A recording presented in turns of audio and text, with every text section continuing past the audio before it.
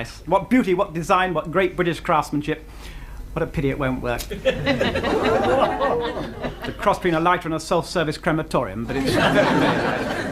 It's the thought that counts in these things, isn't it? And I thought I ought to buy my wife something rather special. We've married a long time.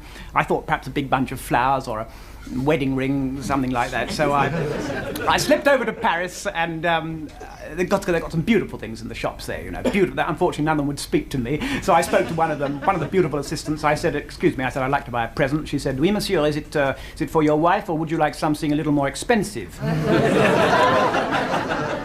I bought her an educational present, ladies and gentlemen. I thought as we were going in the common market, I ought to give her something so she could improve her French. French magazine, very pretty girl on the cover, French magazine called Jour de France. It's rather, did you notice that accent? It's fantastic, isn't it? Do you know, I ordered a complete meal in French the other night, and I realised it was a Chinese restaurant. I did No, but you've got to learn the language. Do you know the French had some very good things, but they have the only certain cure for dandruff, the French. It's called the guillotine.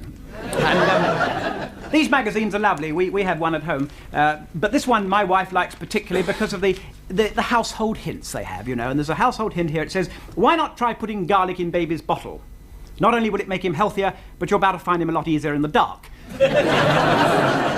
Not a bad household, is it? But I honestly, I must admit, I bought it for the pretty girl on the front cover. Isn't she attractive? And I did get a twinge of conscience, ladies and gentlemen. I thought, wedding anniversary, I couldn't just go home with this magazine. So I looked around and I bought her something else. I bought her this rather attractive photo frame. I thought this was the sort of thing she would like. She could put photos of her nearest and dearest. Guess who?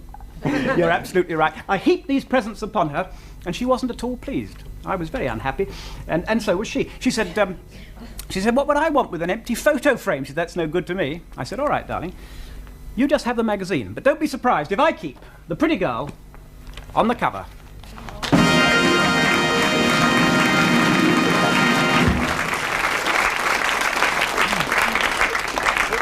Excuse me, Mr. Baily. Oh. I brought your television set in case you wanted to watch something. How kind of you. That's very thoughtful, Alistair. No. Thank you very much. It's very light, isn't it? Ah, yes, Very, it's interesting very you should say that. It's very light because it has no works at all, and I'm going to show it to you, Alistair. I thought you'd be interested in this. Oh, I see. Just have a look at the inside of this, would you? If we can open it, hold it there, and we'll open the back. That's it. Oh, there we are. Have a good look inside, Alistair, would you? A nice close look. Closer than that. Anything in there? Yeah, let's turn him round for a moment.